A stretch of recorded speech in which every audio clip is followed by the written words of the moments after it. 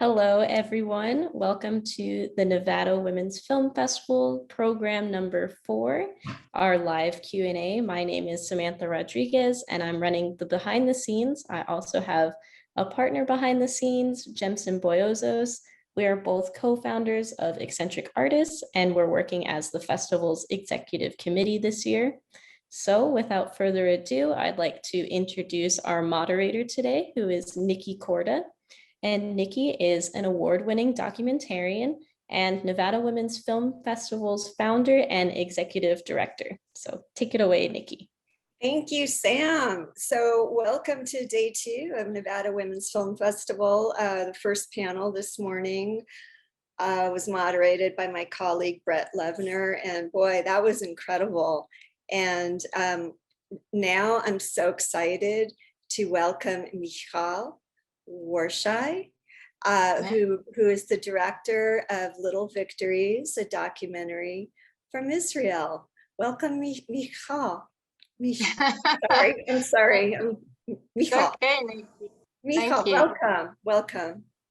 Thank you so much. I'm really excited to be here.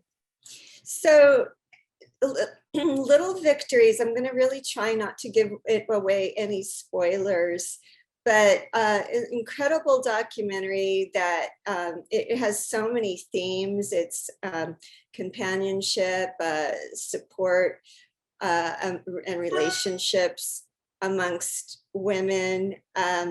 Will you start by, and you're in the film as well. You're one of the main characters. There are 2 main characters. And of course, we know that you're the filmmaker from the beginning. So will you please explain to us the whole genesis of this documentary and how just your process, how it all came to be? Okay, so actually this documentary began as a mistake. I mean, a good one, one that I'm really happy with. But it's not like I thought, okay, I'm going to make this documentary, I just heard that there is a team that started playing in my neighborhood, catchball, women catchball. I didn't know what is it, actually. If you've seen the film, you saw that, I'm not very into sport, so I don't know why I went there even. You don't know why? No, it's catchball it's what we call volleyball, isn't it? No, it's not volleyball. Catchball, it's something that women started to play in Israel. Now they have it also abroad, but it's like volleyball, but it's much easier because you catch the ball and then you throw it. Oh, it is a little bit easier, isn't it? It's a lot easier. It's like volleyball for not very sporty people. But anyhow, many women in Israel played it. Actually, it's amazing. It's like more than 20,000 women in Israel plays it, which is like, in Israel, it's a very, very big thing. And I think one of the reasons is because it's so easy to play. And also it's this in this age of 40s, mothers. So I heard there is a team that is starting to play in my neighborhood, and I went to check it out. And I went out and I was so enthusiastic. I really enjoyed it. And I was like, I went back home and I came to my partner and I told him, I don't know why, but I have this strange feeling that this team that they are saving each other. And I didn't know any of the women. And I didn't know any of the stories. I didn't know Tamar. I didn't know she's a widow. I just had this feeling, a strange feeling. And also by mistake, I had a small Sony camera in my house. because a neighbor gave me a camera, something for my daughter kindergarten. And so for the next practice, I came with this camera, and I just asked the girls, I mean, the other women, I asked them, could I start shooting? And they said yes. And I started shooting, and I went back home that day. And I went back home with Tamar because we really live close to each other. We live like 4 buildings away. Yeah. And we started to talk, and what do you do in life, blah, blah, blah, blah, blah. And then after a few sentences, she just said, you know, I just lost my husband. He just died a few months ago. And I was like, I was shocked because, I mean, I was just playing with this woman and she seemed so alive and happy. And, you know, I mean, and I got really curious about her, and I said, can I shoot you? And she said yes. And that's how it all started, by mistake. Well, you know, it's funny because that's exactly the way it looks, the way it started. I mean, the what you just described to me is exactly the way it appears. Mm-hmm.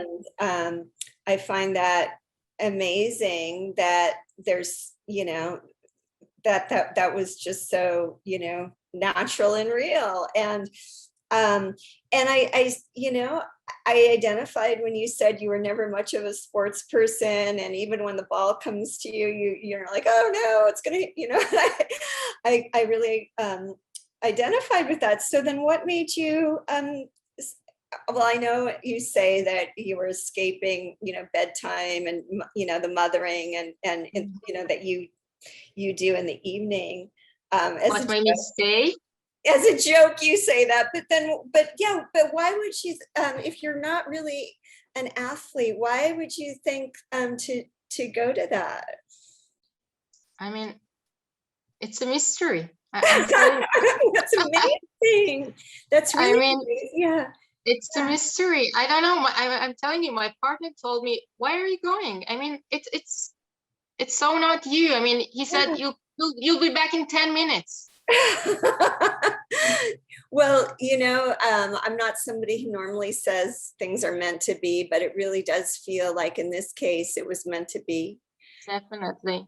Yeah. Not because of the film. I mean, first because of the friendship and Exactly. And something inspired you. And you know, by the way, I think the best documentaries come about that way when, you know, just something incredible or something feels very special in life and you decide to just start to document it. Yeah.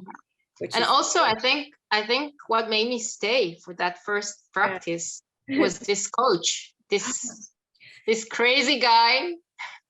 So yeah, tell us about Coach Moody, and I know you mentioned Tamar, and then if you will, please introduce the team, which becomes a team.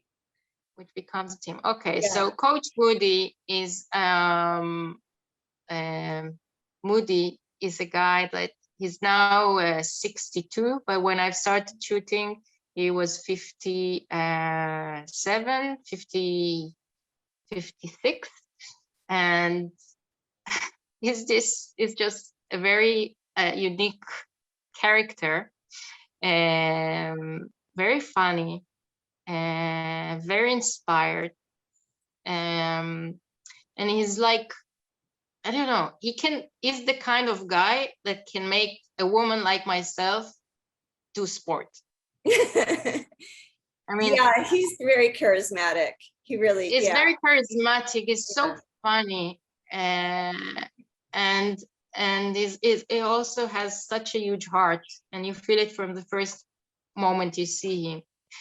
And also, it is really important for him that people and especially women, I mean, in our case, a woman, will do sport. He really believes in that as a thing that can cure people. It's actually cured himself. He had cancer 10 years ago. He had leukemia, and he was in a very bad situation, and he believes he came out of it because of sport. And since that's like a mission for him. And so it's not by mistake that he was really so keen about bringing Tamar to be there. I mean, he really believes in that as a key for life, for health, mentally and physically.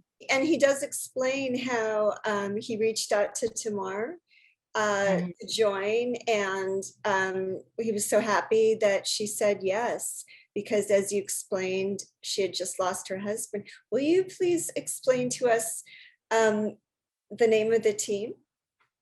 I don't know how they say, I mean, in English, if you understand it, but it's Hapoel Uri.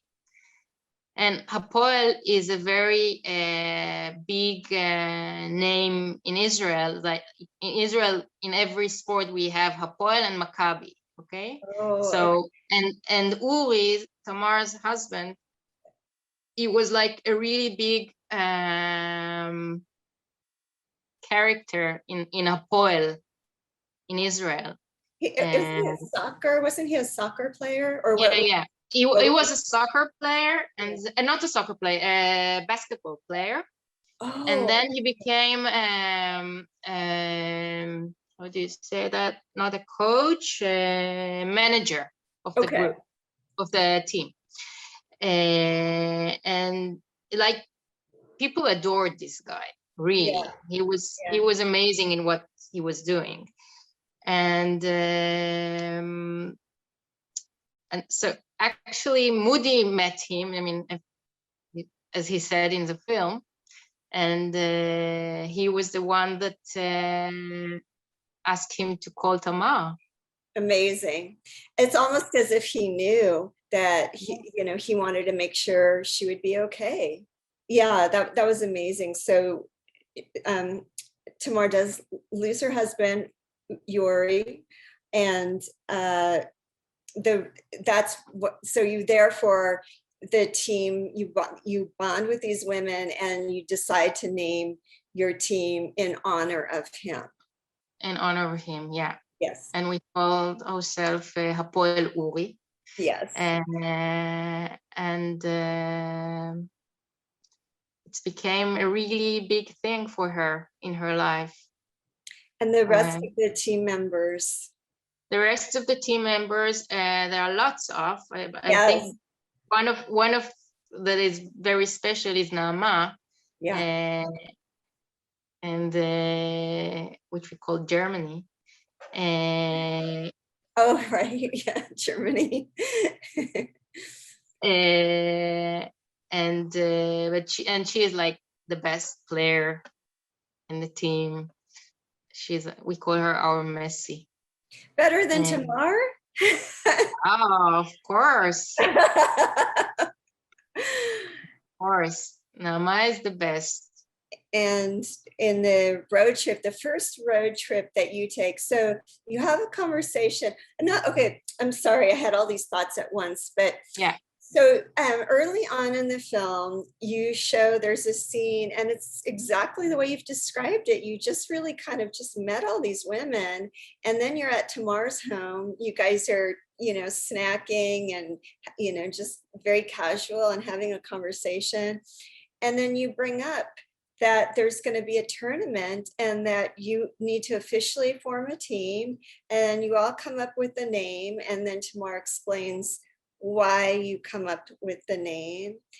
And then all of a sudden, that's it, you're a real team. But what really strikes me in that scene, and it's just so hard for me to believe, but I believe you, is that you had only just met. And even Tamar, you had only just met her. This scene was actually 2 weeks after I met Tamar. And that's what she said. And I thought, okay. And you even see there that there is a new player in the team there, and she doesn't know Tamar's stories anyhow. I mean, because she's reading you, and then she asked there, I mean, why Uri? Why we call it Uri? She didn't even know. So it was really, really, really the beginning, and yeah, it's amazing. But me and Tamar, since we've met, we were like, I could see that. Immediately, yeah. We were like best friends after 5 minutes. Isn't that incredible? It's incredible, yeah, when that happens. So no, I mean, I believe you that's what, but it, you know, it played out so naturally on camera. It really did. And the fact that she was telling everyone, you know, that her story, mm-hmm. And it just played out so naturally. So as a documentary, wanting to do more documentaries myself, I really have to applaud you on the naturalism there that you captured. So once this is established and you have a team solidified, tell us more about your role, because you were determined to be more of a sitting on the bench. Tell us about that.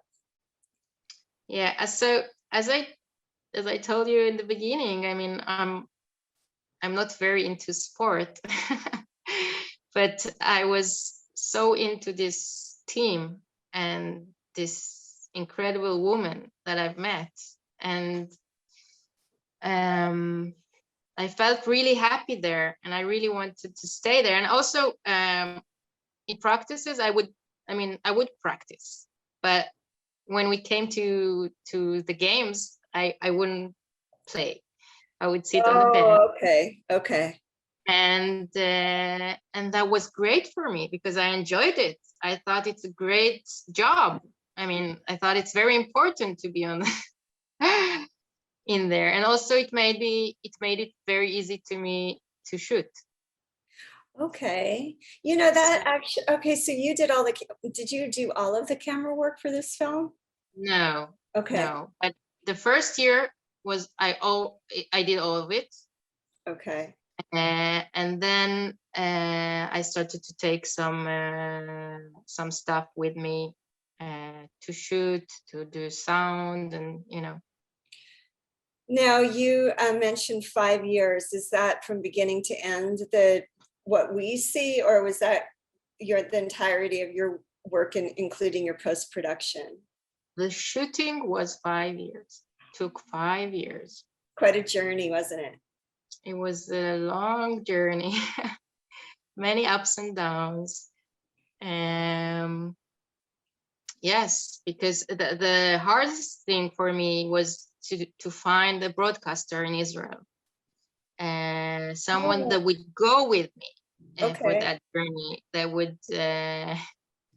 help me, you know, keep on going with that would help me go into editing. And in Israel, the situation is that we have only 3 broadcasters that are making documentaries, and so it's very hard to get one. So it took me time, but I'm really glad of it also, because that time made the journey so much more, I don't know, it was much more intense, and it was, you can see much more of the relationship and stuff that we've been, you know, Tamar after 4 months and after 4 years is different.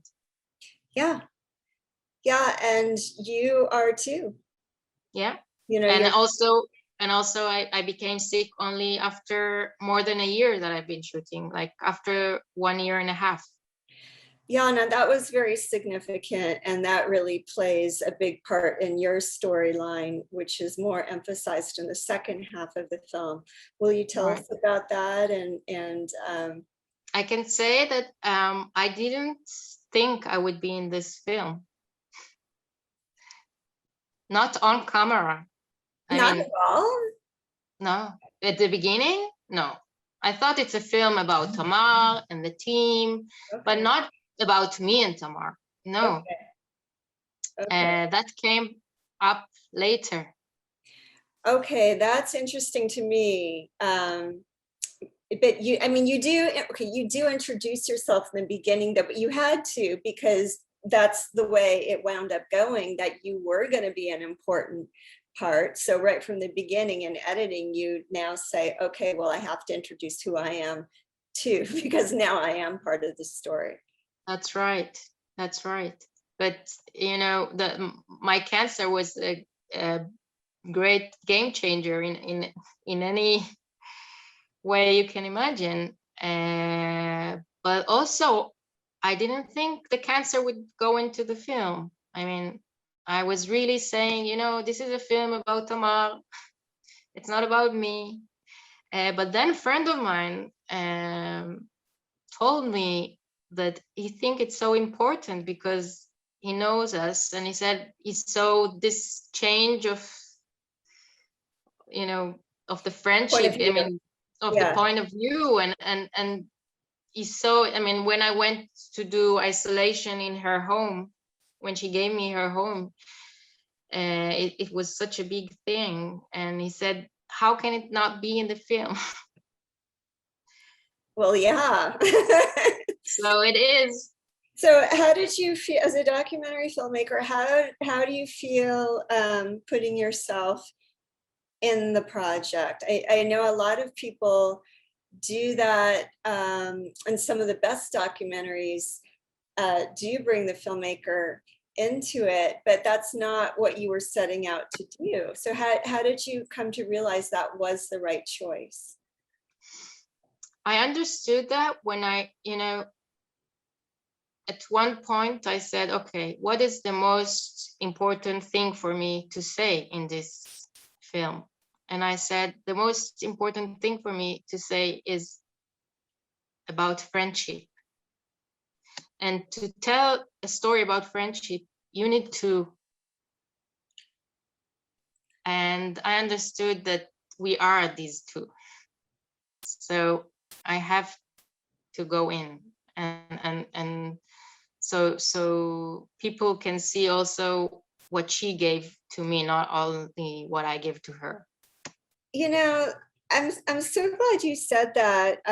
When you said, what is it that I'm really trying to say in this film? A lot of people don't realize that most documentaries, this type of a documentary, are unscripted. You know, a lot of people think that there's writing involved in a documentary, and unless you bring in a narrator and you give a narrator very certain voiceover dialogue, or you're doing a history documentary, and yes, then there is a nonfiction script format. But this type of a documentary of discovery, there is no script. In the last panel, the discussion, they talked about, you know, how long the editing process is when it's unscripted, and it's so much more laborious as an editor in a documentary, really, than in you're right in documentary. You write the script only when you edit. So when you said, I'm trying to, what is the most important message theme for me to say, and it was about friendship, and they mentioned that also in the last panel. They said that during the editing, they kept their core message up on the wall, because it's easy to go off on these tangents, isn't it? Yeah, it was a really breakthrough for me to understand that, because, you know, I knew I like this environment, I knew I like this team, I knew I like this character, but okay, but what do I want to tell? What is my story about? Yes. And you can have 10 different stories with the same materials. I mean, with the same shooting. I've been shooting for 5 years. We had materials of 160 hours. Yeah. Okay, yeah. The film is 57 minutes. I know. I know. I hear that and I just cringe, and that's what happens. You know, you shoot and you shoot and you shoot, and then you just know, you know, someday you have to go back and you have to go through that. You have to make some choices about what to use in the final product. So that's very interesting to me, your process and how you came to that. So yeah, you knew. So you did have to, your health scare, that became a part of the film. Of life and of the film. Right. More importantly, of your life. Yeah. And then, oh, by the way, also part of the film. So, you know, also because it is partly also a sports film. We are, as the audience, we're so trained to root for, you know, our team, and they're eventually gonna win, and you know, their dreams are gonna. Will you comment, please, on how the team did become famous? So it has this also in the film, because we started as a amateur sports team, and you know, now they are really professional. If you see them playing now, it's like, wow, they are flying in the air. Wow, they are amazing now. And you know, it's when you see how it all started, it's like, it's crazy.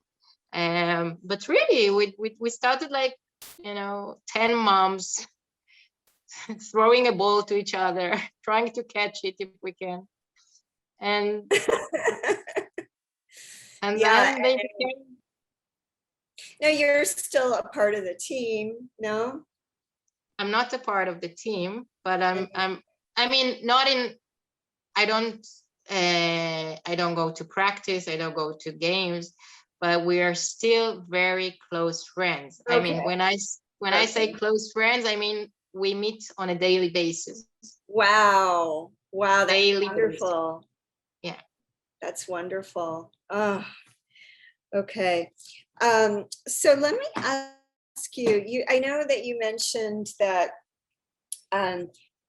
you know, after the 5 years of making the film, it was a little bit anticlimactic to screen at the first festival, which was in Tel Aviv, to screen online because of the pandemic. So tell us a little bit more about how this last year of pandemic has affected you creatively. Okay, I'll tell you. I told you there is a documentary. The biggest documentary film in Israel is Doc Aviv, which my film went on for the first time in this festival. It was like a year ago, and I was like, for the all 5 years I've been shooting, I had this dream. Oh, I want to be in this festival, and then I got into this festival, but it was Corona. And they decided to do it online. And that was like, for me, it was devastating, because, you know, you work so hard and you know, doing the color as you want, the sound as you want, so much work you do on a film. And then you can't see it on a big screen, and you can't see the audience watching your film, which is a great thing. And I've been, you know, imagining people watching on their iPhones in the toilets my film or something like that. I was like, I didn't want it like this. I didn't want it like this.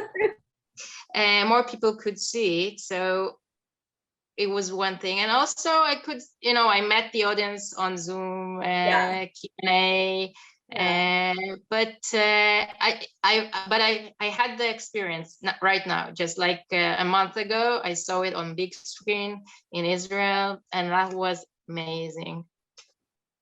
Finally, huh? And everybody was there, and Coach Moody was there, and Tamara everyone was there. It was a celebration, and you know, to hear the audience laugh and to see people, you know, have tears in their eyes. It's something that you know.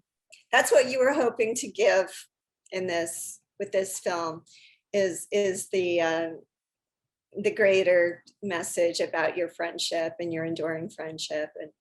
And Michal, you've been an actress.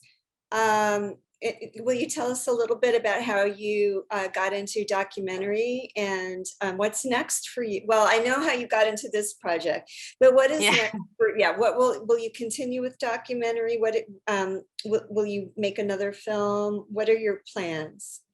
Okay, so I as you said, I started as an actress, and I've been an actress in the National Theater in Israel, and did some movies and dramas on TV.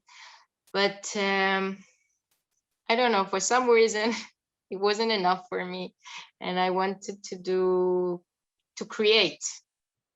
And I've started to go behind and to write scripts and to work for the documentary TV in Israel as a researcher, a thing like that. And I always, the thing I like to watch the most is documentary. I think it's the best. I think life is the best script and people are the best characters, and I think it's a magic, and so, but I didn't know I would do a documentary one day. So I actually studied how to make documentary films during making it, and I think you can see that also, but it's part of the authentic. It's I mean, there is something like you have at the end also my camera, and also the shooting that I came with stuff. You have the mixture. Yes. You have and it's in there, and because it was a hard journey, a long journey. I mean, I said all the way, this is my last one. This is my last documentary. This is my last documentary. First and last. Never again. Never again. Never again. Never again. Never again. But 5 minutes after it was finished, I said, okay. Yeah. So what is my next? So I'm working on my next documentary right now, and I can't say a lot about it. Okay. But what I can say is it's still what I like to look for in documentaries is these people that are not that you don't see as heroes in documentaries. I don't know, the ones that they're not doing anything really big, they're winning small battles of life. Yeah. And that's what interests me. That's something in this humanity.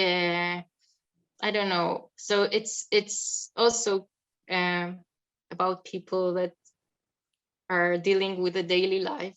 Okay. And also it has lots of humor in it, which is a thing that for me is crucial. Yes. Yeah, and humor is part of life. And it definitely helps get through the hard times, doesn't it? Yeah, it is.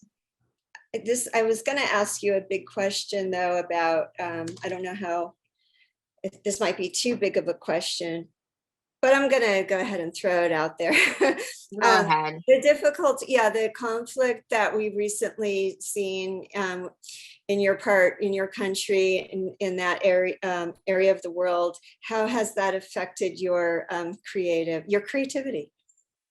Yeah. To live in a conflict zone. Yeah.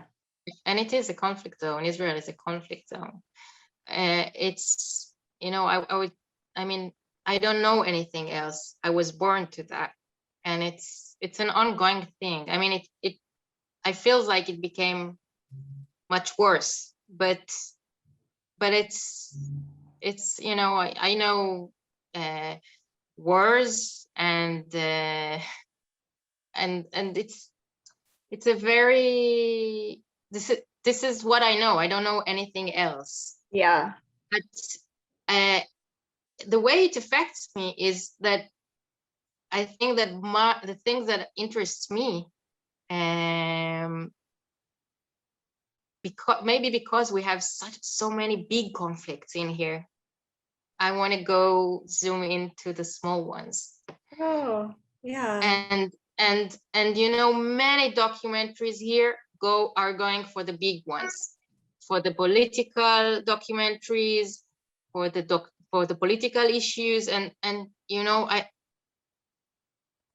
I want to go for the small ones, and I think the big ones have so many influence on the small ones. It's like a microcosm, right? You're looking at a smaller story Yeah. that could be a microcosm, a metaphor maybe for the larger things you Yeah. have to deal with. Well, one thing I mean, of course, we talked about the strong friendships in Little Victories. And by the way, it's such a great title, Little Victories. You know, that really comes across perhaps because you are used to living in a conflict zone. Maybe there's just a little bit more authenticity, a little bit more of an appreciation for every moment, because I really feel that comes across in Little Victories. Yeah, you have it's a conflict zone, it's the health, it's the death, you know, so it's all of that, all of this, it makes you feel like, you know, you want to grab the moment, you want to live the moment, you really.